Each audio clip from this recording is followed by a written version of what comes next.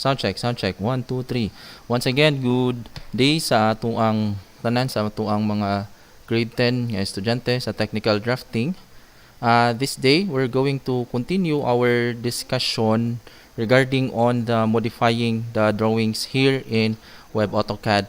Specifically, we're going to discuss, or I'm going to discuss and illustrate to you how to use the offset command. Okay, so let's begin. Now,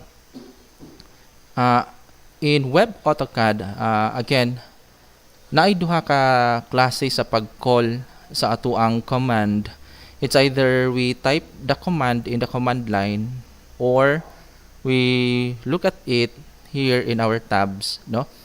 And the offset command is in the modify section, and this is the icon for the offset command. Okay, so ingana lang duha ka pamaagi in which makall nato si offset na command. Unsa man ni si offset na command? Tagaan na ta mo og gamayng info. Kani si offset na command mura ni siya og kanang copy na kay gi-copy ba, but ang nakanindot lang ani niya is that kung mogamit ka, especially kung polygon, kay kung sa line murag nag-copy lang ka og line with the specific distance, makakuan ka ba.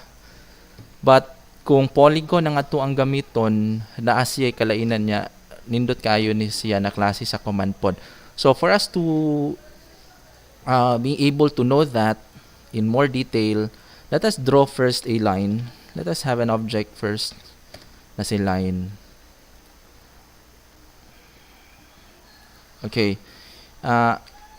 You want to have another line nga kung baga kapariho jud ani, kapariho sa sukod ani. Pwede man ka mo draw na pud og another line, but there is a faster way to do that, and that is to use the offset command. So type lang ka sa kuan shortcut niya, that's O and F, offset na siya, or pwede pud nimo i-type ang whole word mismo, offset, hit enter. Okay, now we're going to select the object, atong i-click ang object na gusto natong i-offset. Tapos, okay, nigana na dayon siya, dara. Okay, nakita ninyo na gi-copy niya ang object. You cannot copy this in the diagonal or adto sa vertical, kundi arira ni siya pa horizontal. No, kay maora man ni ang burag silbi parallel sa ato nato na object, no? Unlike sa copy na pwede nimo siya move bisan asa. So kani siya mura siya og mismong kaparallel lang ato na object. Now, example kanina line, ya gusto nato magbuhat ta og usa pud ka line, copy pud ani na line with a kaparallel ani niya with a distance, let us say 100 units. So like that. Okay? So mao na siya na linya. And then pwede pud ta makahimo nga ripod sa left area, let us say 500, i-offset na ko siya 500. Okay, that's it. So mao ni ang original jud nato na line. Okay, ni offset ko og 100 diri sa right, mao ni siya na line ni copy, which is parallel ani na line, and then ni offset ko kani gihapon na line, nag-offset ko og 500 padung adto sa left. So same gihapon ani na line, no? Copy gihapon ni ani, but ang atong nakuha is kaparallel unya, naka-specify ta og distance. Actually pwede man pod na dili nimo i-specify ang distance, kumbaga you can do it randomly using your mouse kung unsa ang imong gusto. Kaya nga na pwede nimo ma-specify, ma-type, pwede pod nimo pinpoint mismo using your mouse. Okay, like that. Okay. Now, when it comes to polygon, let us say, for example, rectangle. We'll use the rectangle first. Okay, rectangle command. Now I'll draw a rectangle, for example, like that. If we're going to use the offset command, okay, we're going to use the offset command. Ingani ang mahitabuan niya. We select the object, and then, oh, look at that, no? Pwede siya ang naas mo create siya og another na triangle which is kumbaga offset pwede sa sulod or offset pud siya pwede pud siya ma-offset pud siya pwede sa gawas, no? Create siya gingana so mura siya og kanang naay more margin bitaw gingana. So mao ni ang iyahang matawag na ko pinaka-effect or function sa offset na command. So pwede nato siya imutan diri ma-specify pud nato ang iyahang distance pod. Let us say 100 units sa sulod.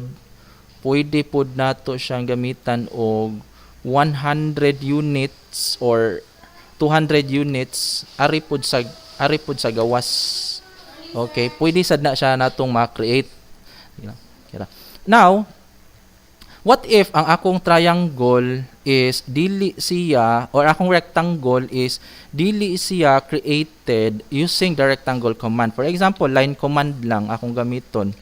For example, sa line command, ingani ang inyuhang ma-experience unya.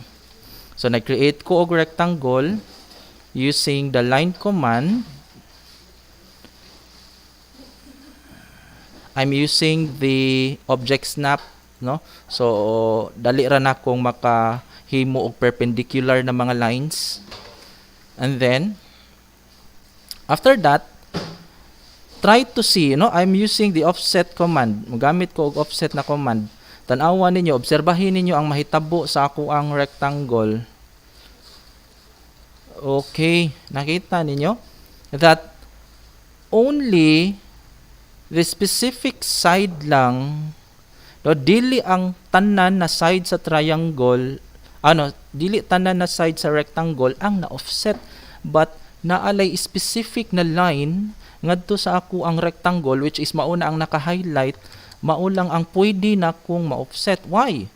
Because ang akong rectangle has been created using the line command and not the rectangle command. So kani siya na klase sa rectangle is dili ni siya count as one object, no?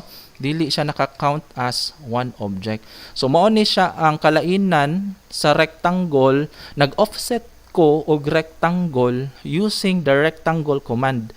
And then maupod ni ang result, nag-offset ko og rectangle using the line command. Okay?